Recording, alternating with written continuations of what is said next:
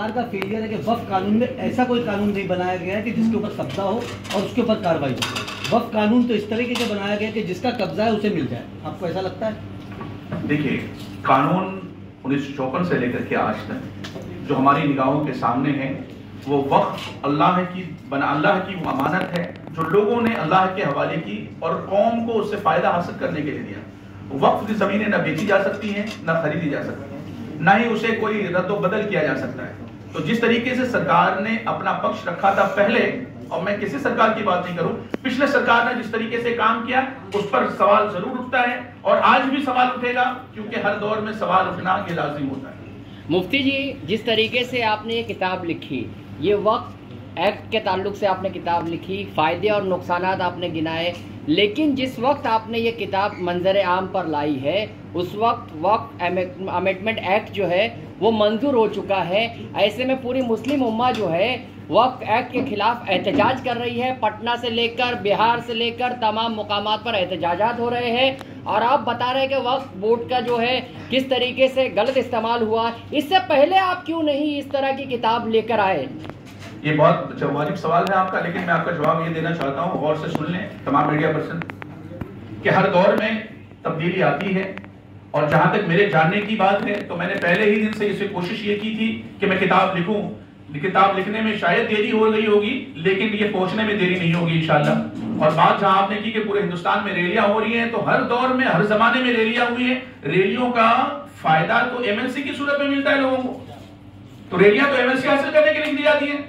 अब उससे गरीब यतीम, मैंने कल उस रैली के बारे में आपने पूछा है तो मैं बयान करूं कि गांव इलाके से लोगों ने कम से कम 500 कॉल किए होंगे मुझे, उस सब लोग वहां पर पहुंचे थे। आप ये बताइएगा कि उनके गांव में जाकर के वक्फ की इमलाक की हालत क्या है और उस गरीब को उस वक्फ से क्या फायदा पहुंचा है। गरीब लेकिन जलसा और रैली कराने वाले को एमएलसी जरूर मिली नहीं। जब तक जो है वक्फ के फायदे बता रहे हैं आप, अभी नुकसानात बता रहे हैं, लेकिन इससे पहले भी नहीं मिले और अब भी कहाँ मिलने वाले हैं? क्या सरकार की नीयत साफ है? क्या वो मुसलमानों को जो है उसका हक देगी? वक्फ एक्ट बनने के बाद जो है सरकार ने पहले भी वक्फ बेची है और अब जो ये नई सरकार है इसके मुतालिक ये कहा जाता है कि जाफरानी सरकार है और भगवा ताकतों के साथ मिलकर ये जो है मुसलमानों को तबाह करनी चाहती है और मुसलमानों का जो है इमलाक छीनना चाहती है। ये कॉन्सेप्ट बताया गया है, इस पर आप क्या कहेंगे? ये किसने बताया साहब? ये आप मीडिया वाले बता रहे हैं, लेकिन मैं इतना जरूर कहना चाहूंगा, यही सारे इल्जाम हर पार्टी एक दूसरे पार्टी पर लगाती है। मैं तो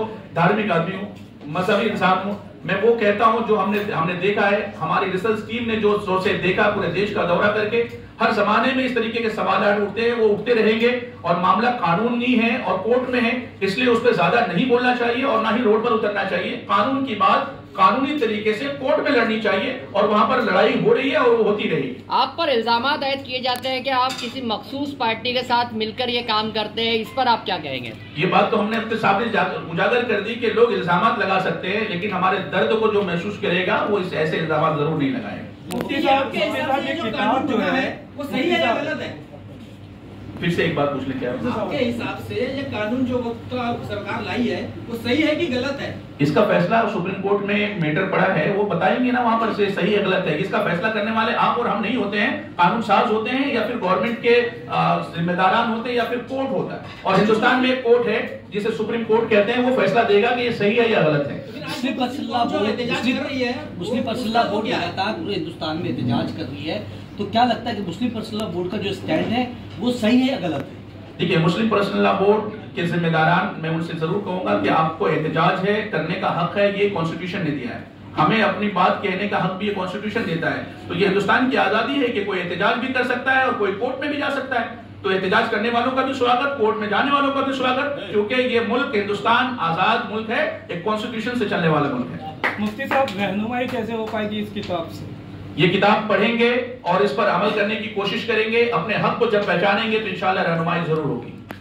वक्त की जो भी वक्त की प्रॉपर्टीज है, आपने बोला बराबर ने, तो अगर सरकार कल या फिर कोर्ट से कल आपसे उसके कागज मांगे जाते हैं तो जिनके हाथ में ये वक्त की प्रॉपर्टी है वो उस तरह के कागज सरकार को या कोर्ट में पेश कर सकते हैं। आपको क्या लगता है?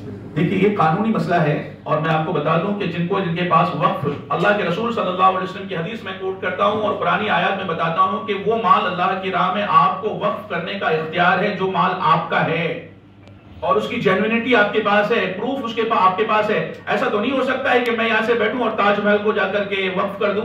हमारा माल होगा तभी वक्त होगा और हमारा माल होगा तो उसके डॉक्यूमेंट्स भी हमारे पास होंगे, इसलिए डॉक्यूमेंट्स दिखाना चाहिए और अगर नहीं है तो उसे बनाना चाहिए। मुफ्ती साहब, लेकिन ऐसा है कि कई जगह पे इस तरह की बात सामने आई है कि कोई 200 साल 400 साल सालों साल सदियों पुरानी जमीनें जो वक्फ बाय यूजर है, इस तरह के मामला थे, तो उसमें किस तरह से दस्तावेज लोग पेश कर सकते हैं या उस पर आप किस तरह की जो है रहनुमाई? ये बहुत खूबसूरत बात है। वक्फ बाय यूजर के ताल्लुक से हिंदुस्तान के मुसलमानों ने जिस तरीके से बातें रखी हैं, उन्हीं बातों को सुप्रीम कोर्ट में पेश किया गया है। सुप्रीम कोर्ट के फैसले का इंतजार करना चाहिए हमें। क्या लगता है वक्फ कानून जो सेंट्रल ने बनाया है, अमेंडमेंट लाया है, ये सही है या गलत है? ये फैसला सुप्रीम कोर्ट में है, सुप्रीम कोर्ट बताएगा ये गलत है या सही, लेकिन इसके अच्छाई और बुराई यानी अच्छे जो एडवांटेज हैं और डिसएडवांटेज हैं, एडवांटेज एंड डिसएडवांटेज को मुसलमानों को जानना जरूरी है।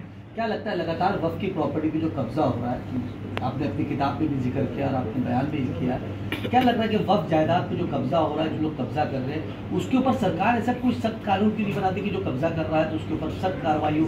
क्योंकि हमने ये देखा कि अमेंडमेंट में जिसके पास 12 साल प्रॉपर्टी रहेगी तो प्रॉपर्टी उसके पास चली जाएगी, तो सरकार खुद उन लैंड माफियाओं के लिए जगह खोल रही है। और मुंबई से सटे अहमदनगर के अंदर ऐसे ही 40 एकड़ का एक मामला सामने आया जहाँ पर दरगाह पे कब्जा कर लिया गया दूसरी बिरादरी के तौर पे, और वो 40 एकड़ पे भी कब्जा कर लिया गया।